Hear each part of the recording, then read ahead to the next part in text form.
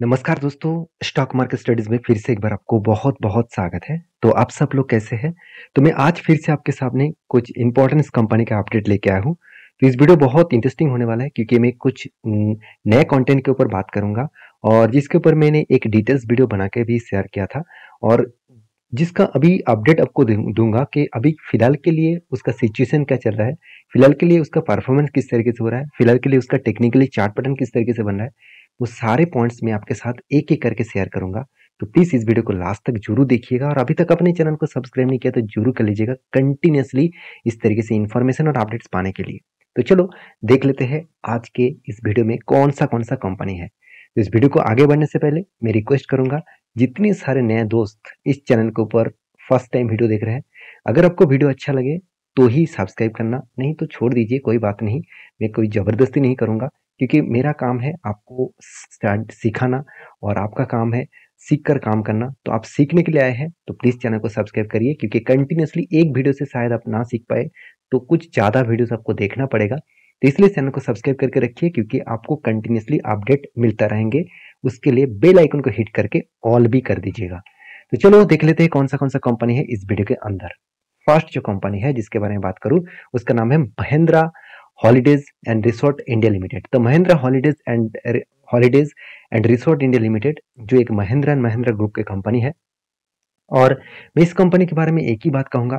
आप यहाँ पे देख सकते हैं जो महिंद्रा ग्रुप की कंपनी है और इस कंपनी होटल्स के ऊपर बिजनेस कर रहे हैं। इसका जो बिजनेस मॉडल्स है अगर देखेंगे तो इंडियन होटल्स इस सेक्टर में नंबर 1 है। उसके बाद EIH, उसके बाद आप देखेंगे तो जो चाली होटल्स है, उसके साथ लेमन ट्री होटल्स है, उसके उसके बाद है महिंद्रा होटल्स। इसका मतलब टॉप 5 में इस कंपनी का नाम देखने को मिलेगा। इस कंपनी में बहुत कुछ वीकनेस भी है, बहुत कुछ पॉजिटिव भी है, वो सब कुछ एक-एक करके मैं आपके साथ शेयर करूँगा। और मैंने इस कंपनी के ऊपर कहाँ पे एज ए स्विंग ट्रेडिंग्स ले चुका हूँ, वो भी मैं आपके साथ शेयर करूँगा। तो इस वीडियो को लास्ट तक जरूर देखिएगा। तो सबसे पहले देखिए कंपनी के परफॉर्मेंस के बारे में बात करूँ तो कंपनी का 8,700 करोड़ के आसपास मार्केट कैप है। इसका पी रेशियो बहुत हाई है। कितना हाई है आपको पी रेशियो में देखना पड़ेगा। देखिए एक टाइम कंपनी का पी रेशियो चला गया था 180 के आसपास और आज वो करेक्शन होकर कहाँ पे आ गया 100 के आसपास। तो इसका मतलब जो फिलहाल के लिए जो पी रेशियो है, फिलहाल के लिए जो पी रेशियो है वो यहाँ पे एक करेक्शन मूवमेंट में है, एक करेक्शन हो चुके हैं। और मेरे कहने का मतलब है पी रेशियो का जो एवरेज पी रेशियो है वो 50 है और करंट पी रेशियो 100 के ऊपर है। तो इसका मतलब अभी भी पी रेशियो बहुत हाई है। इसका मतलब कंपनी ओवर वैल्यूड के हिसाब से चल रहा है। कभी ना कभी करेक्शन हो सकता है, कभी ना कभी एक साइड बेसिस जा सकते हैं। देखिए हमेशा आपको ये लग रहा होगा कि पी रेशियो बहुत हाई है, पी रेशियो हाई है तो इसलिए कंपनी के ऊपर बिग क्रैश आएगा, ऐसे बिल्कुल नहीं। कभी कभी होता क्या है, पी रेशियो हाई होने के कारण उसको एडजस्टमेंट होने के लिए बहुत दिनों तक एक ही रेंज के ऊपर वो ट्रेड कर सकते हैं। मतलब एक कंसोलिडेट सिचुएशन में देखने को मिल सकता है। अभी कंपनी के बाकी परफॉर्मेंस के बारे में बात करूँ तो कंपनी में सबसे जो मुझे वीकनेस लगा वो है डेप्थ। कंपनी का बहुत ज़्यादा कर्जा है, इनकम भी कर रहा है इस तरीके से कर्जे को रीपेमेंट करने के बाद। और फ्री कैश फ्लो के बारे में बात करूँ अच्छा खासा हाथ में कैश भी है। कंपनी के क्वार्टरली रिजल्ट के बारे में बात करूँ, पिछले बार 600 करोड़ का सेल्स हुआ था, इस बार 614 करोड़ का सेल्स हुआ। तो सेल्स में कभी अप कभी डाउन इस तरीके से सिचुएशन देखने को मिला। एक्सपेंस को भी मेंटेन्स किया, उसके बाद कंपनी प्रॉफिट भी जनरेट किया। और अभी देखिए फिलहाल के लिए इस बार कंपनी का प्रॉफिट लाखों में हुआ, करोड़ों तो भूल जाइए, लाखों में हुआ। पिछले बार 29 करोड़ के आसपास हुआ था। तो देखिए कभी कभी कंपनी का बिग बिग लॉसेस भी हुआ था और उसके बाद कंपनी रिकवरी किए, फिर से प्रॉफिट में डाउन, फिर से अप। तो इस तरीके से सिचुएशन बार बार देखने को मिलता है। तो इसलिए मैं इस कंपनी के ऊपर एज ए लॉन्ग टर्म के लिए उतना खास परफॉर्मेंस नहीं, मतलब इन्वेस्टमेंट नहीं किया। मतलब इसके ऊपर लॉन्ग टर्म के मेरे कोई भी इन्वेस्टमेंट नहीं है। मैं इस तरीके से कंपनी के ऊपर as a short term swing trading के हिसाब से काम करता हूँ। हाँ, लॉन्ग टर्म के ऊपर मैं जरूर काम करूंगा जब इस कंपनी का परफॉर्मेंस मुझे कंटिन्यूअसली एक ग्रोइंग मूड में दिखेगा। तो फिलहाल के लिए कंपनी का जो बैलेंस शीट है वो आप देखेंगे तो कंटिन्यूअसली कंपनी का बोरिंग्स बढ़ता चला गया। एक टाइम कंपनी के पास कर्जा नहीं था, ना के बराबर था। आज कंपनी इतना कर्जा क्यों बढ़ाया उसके पीछे रीजन देख लीजिए। कंपनी के देखिए लॉन्ग टर्म के लिए कर्जा ज्यादा लिया, क्यों? क्योंकि कंपनी ने बहुत सारे होटल्स ओपन करने के लिए टारगेट रखे हैं। उसके साथ साथ कंपनी के बहुत अलग जैसे प्रोजेक्ट के ऊपर काम चल रहा है जिसके ऊपर कंपनी ने कर्जा लॉन्ग टर्म के लिए लिया। और कंपनी के लीज लाइबिलिटी में भी पैसा उधारी में है, कर्जे में है। अभी लीज लाइबिलिटी क्या होता है, मान के चलिए कोई कंपनी होटल बनाने के लिए किसी भी जगह को वो मतलब एज ए देखा जाए तो लीज में ले रहा है। तो किसी भी रिसोर्ट बनाने के लिए, किसी भी रेस्टोरेंट बनाने के लिए मान के चलिए किसी भी रेस्टोरेंट बनाने के लिए मान के चलिए किसी ने जगह के ऊपर लीज लिया जा रहा है, तो इस तरीके से लीज लेने के लिए उसको एक्स्ट्रा पैसा देना पड़ता है, तो वही इसके लायबिलिटीज बन चुके हैं। तो कंपनी के जो फिक्स एसेट है वो लगातार बढ़ते चले गए, एक प्लस पॉइंट है कंपनी के लिए। और कंपनी लगातार पैसे भी लगा रहा है बिजनेस के ऊपर, ये भी देखा जाए तो एक सिचुएशन वाइज एक प्लस पॉइंट है। तो एज ए इन्वेस्टर, प्रोमोटर से लेकर एफएसडीएस के पास उतना खास होल्डिंग नहीं है, फिर भी होल्डिंग्स तो है। जो एफएस के पास 4% का होल्डिंग था वो बढ़ के 5% हो चुके हैं। तो डीएस के पास 15% था, वो घट के हो चुके हैं 8.5% के आसपास। पब्लिक के पास थोड़ा सा होल्डिंग्स यहाँ पे बढ़ चुके हैं। तो ओवरऑल इस कंपनी के मैं डिलीवरी रिपोर्ट के बारे में बात करूँ तो लास्ट कुछ फ्यू डेज में कंटिन्यूसली एक एवरेज लेवल का डिलीवरी हो रहा था, फिर भी देखिए कम हो चुके हैं। इसका मतलब इस कंपनी में थोड़ा सा अप्स एंड डाउन और वोलाटिलिटी ज़्यादा है। रही बात कंपनी के चार्ट पैटर्न का, तो आप देखेंगे तो चार्ट पैटर्न आपको मेंशन किया था, एक कफ, उसके बाद 2 बार यहाँ पे हैंडल क्रिएट हुआ। तो cough with handle pattern create हुआ और यहाँ पे ब्रेकआउट भी हुआ और ब्रेकआउट कंफर्मेशन भी इस कैंडल के ऊपर हो चुके हैं। और मैंने यहाँ पे आपको मेंशन किया था कि इस कैंडल के ऊपर मैंने एंट्री लिया और मेरा जो टारगेट रेशियो है वो आप देखेंगे, मेरा टारगेट बनेगा 506 के आसपास। और 506 के आसपास जो टारगेट बनेगा वो टारगेट यहाँ पे बन सकते हैं 72 के आसपास। तो मेरे हिसाब से 72 के आसपास यहाँ पे टारगेट बन सकता है। तो अभी बनेगा क्या, यहाँ से रिवर्सल करेगा, वो तो मुझे पता नहीं। कंपनी का परफॉर्मेंस अच्छा दिखा तो इसलिए मैंने इसके ऊपर ट्रेड लिया और मैंने आपको एजुकेशन पर्पस में शेयर भी किया हूँ टेलीग्राम में, जाकर आप चेकआउट कर सकते हैं टेलीग्राम को, नीचे सारे लिंक्स अवेलेबल है।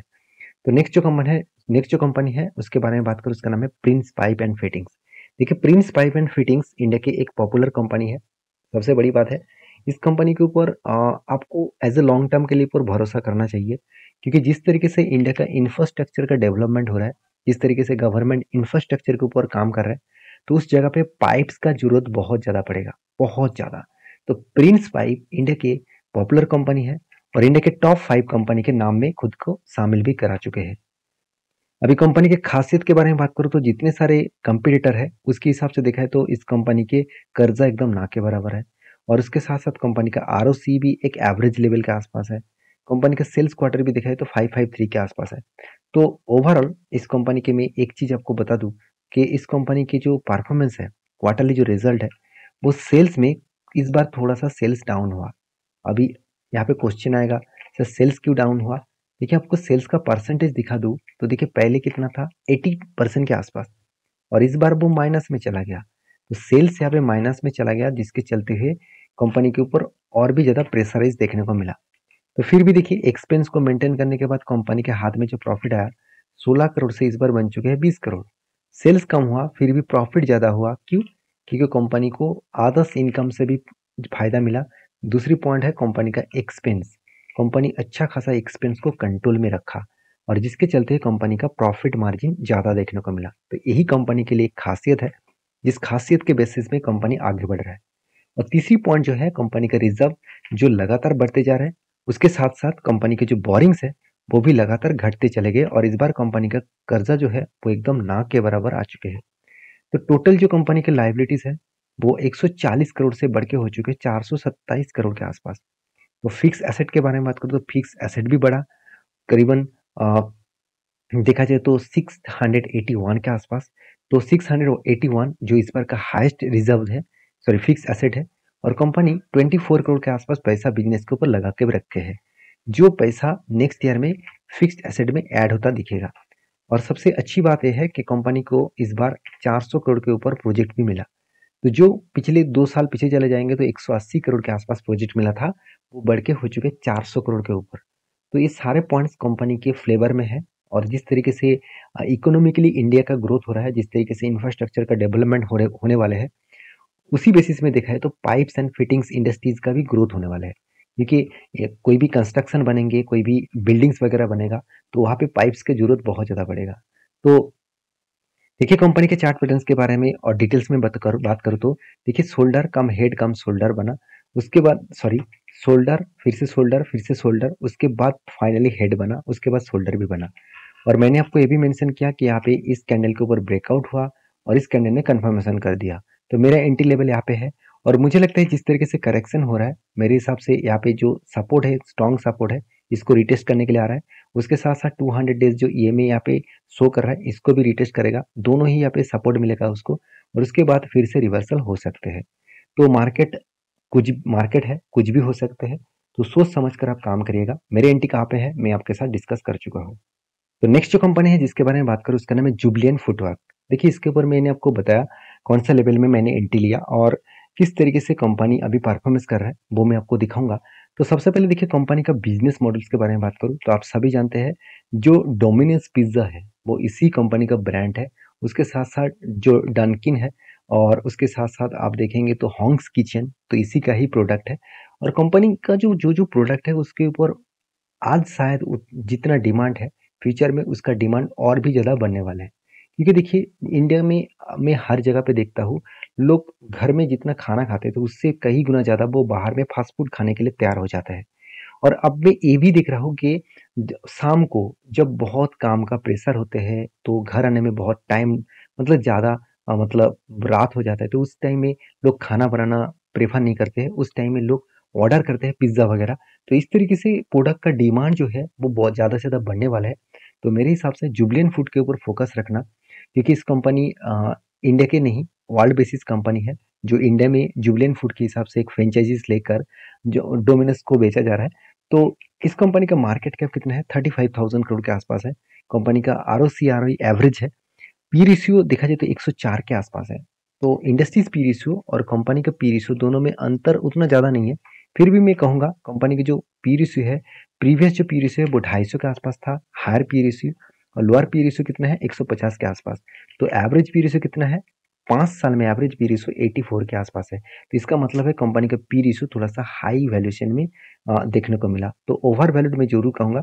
तो ओवर वैल्यूएशन के हिसाब से कंपनी आगे बढ़ रहा है। और स्टॉक के जो मतलब पॉइंट्स है गुड पॉइंट्स है देखेंगे तो कंपनी अच्छा खासा डिविडेंड पे आउट किया। तो डिविडेंड जो पे आउट किया है वो 25% के आसपास। और जो कौन है मतलब कंपनी के जो कुछ नेगेटिव पॉइंट्स है आप देखेंगे stock is trading at 17.3 times it's book value. तो बुक वैल्यू के 17.3 टाइम्स के आसपास बुक वैल्यू देखने को मिला। इसका मतलब बहुत हाई वैल्यूएशन के ऊपर कंपनी काम कर रहा है। तो कंपनी का डिलीवरी जो पोर सेल्स ग्रोथ है वो 11% के आसपास लास्ट 5 ईयर्स में देखने को मिला। तो सेल्स ग्रोथ मेरे हिसाब से ज़्यादा होना चाहिए था फिर भी सेल्स ग्रोथ यहाँ पे पोर मूवमेंट में देखने को मिला। अभी क्वार्टरली रिजल्ट के बारे में बात करूँ तो सेल्स पिछले सालों की तुलना से इस बार आपको ज़्यादा दिखेगा। मगर एक इस पॉइंट को देखने के बाद आपको याद आ जाएगा कि हाँ मैं पहले आपको क्यों बता रहा कि सेल्स कितना डाउन साइड में गया। देखिए दो पिछले साल में 40% के आसपास सेल हुआ था और वो भी ईयर ऑफ ईयर बेसिस में। चलो मैं इसको छोड़ ही देता हूँ। लास्ट जो फ्यू क्वार्टर्स गया तो वहाँ पे देखिए 16% 10% के आसपास हुआ करता था। इस बार बन चुके 6% के आसपास। इसका मतलब सेल्स में एक बिग करेक्शन देखने को मिला और एक्सपेंस को कंपनी ने इस बार ज़्यादा कर चुके हैं। तो जिसके चलते कंपनी का प्रॉफिट मार्जिन में बहुत बड़ा इम्पैक्ट आया। 113 करोड़ का प्रॉफिट हुआ था जो घट के हो चुके सिर्फ 29 करोड़। तो इसका मतलब बहुत बुरी तरीके से यहाँ पे पिटाई देखने को मिला इस कंपनी के ऊपर। तो अभी इस कंपनी के ऊपर एज ए मतलब बैलेंस शीट के बारे में बात करूं तो आप देखेंगे तो कंपनी के रिजर्व लगातार बढ़ते चले गए।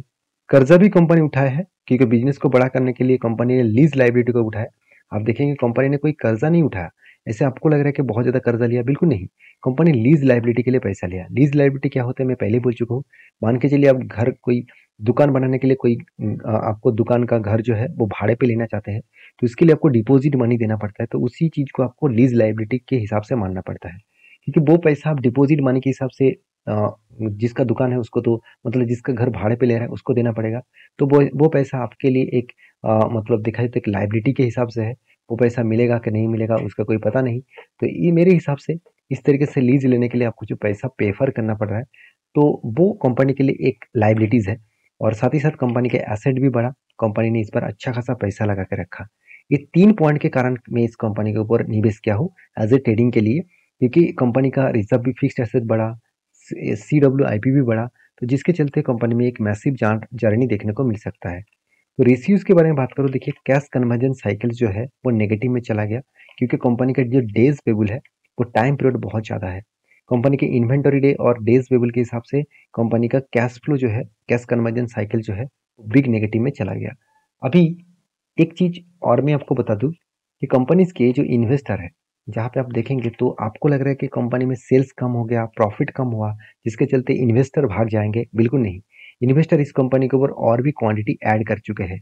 आप देखेंगे तो FIS ने ऐड किया है और सॉरी डीएस ने ऐड किया, एफएस ने कुछ छोटे मोटे क्वांटिटी के साथ ऐड किया और पब्लिक के पास भी अच्छा खासा होल्डिंग्स है। तो ओवरऑल बात करूँ इस कंपनी के ऊपर हर इंस्टीट्यूशन निवेश करना चाहते हैं और कंटिन्यूसली देखिए एक हाई वॉल्यूम के साथ यहाँ पे क्वांटिटी उठाया जा रहा है डिलीवरी के हिसाब से। तो डिलीवरी के जो परसेंटेज है आप देखेंगे हर दिनों का जो डिलीवरी का डेटा दिया गया है, जिसके बेसिस में देखा है तो अच्छा खासा एक मैसिव मोमेंटम देखने को मिला। तो रही बात चार्ट पैटर्न्स का, तो मैंने आपको ये भी मेंशन किया कि जुबिलिएंट फूड के ऊपर मैंने कहाँ पे एंट्री लिया, एक कप विद हैंडल पैटर्न्स बना, 2 बार हैंडल क्रिएट हुआ, तो ये पे हायर चांसेस होता है कि वो टारगेट इजीली अचीव कर सकते हैं। मेरे एंट्री लेवल इस जगह पे है और उसके बाद मैंने टारगेट जो रखा हूँ 620 के आसपास, इस टारगेट में लेकर चल रहा हूँ और 20% के आसपास मुझे टारगेट मिल सकता है। तो कब मिलेगा और किस तरीके से मिलेगा वो तो मुझे पता नहीं। तो मुझे लगता है जिस तरीके से परफॉर्मेंस कंपनी किया है तो और जिस तरीके से टेक्निकली चार्ट पैटर्न्स बना है और मेरे मुझे लगता है कि कंपनी में अच्छा खासा एक ट्रेड बन सकता है। तो आपके क्या राय है इस कंपनी के ऊपर जरूर कमेंट्स करके बताना और वीडियो में कुछ जानकारी अच्छा मिले तो प्लीज़ लाइक करना और चैनल को सब्सक्राइब भी करना। तो लास्ट जो कंपनी है जिसके बारे में डिस्कशन करूँ उसका नाम है श्री वेंकटेश रिफाइनरी लिमिटेड। तो श्री वेंकटेश रिफाइनरी लिमिटेड जो है वो एक देखा जाए तो एक रिफाइनरी कंपनी है और वो भी देखा जाए तो एक एडिबल ऑयल रिफाइनरी कंपनी है। अगर इस कंपनी के डिटेल्स में दिखा दूँ तो एडिबल इंडस्ट्रीज में इस कंपनी का नाम दिखेगा। तो छोटा सा कंपनी है, एक माइक्रो कैप टाइप कंपनी है। तो ध्यान रखिएगा इसके हिसाब से आपको मैं इसीलिए दिखा रहा हूँ कि कंपनी एक के बदले एक शेयर आपको बोनस के हिसाब से देने वाले हैं। इसको देखकर आप खुश मत हो जाना क्योंकि आपको इस कंपनी के ऊपर काम करना है तो प्लीज़ सोच समझ के काम करना। तो वीडियो में कुछ जानकारी अच्छा मिले तो प्लीज़ लाइक करना और वीडियो टोटली एजुकेशन पर्पस में है, कोई भी मेरे तरफ से बाय एंड सेल का रिकमेंडेशन नहीं है। किसी भी कंपनी इसके ऊपर काम करना है तो प्लीज़ सोच समझ कर और स्टडी करके और आपका जो इन्वेस्टमेंट है वो आप सोच समझ कर जरूर करिएगा। मिलते नेक्स्ट वीडियो में, तब तक के लिए अच्छे से रहिए, अपने ख्याल रखिए, धन्यवाद।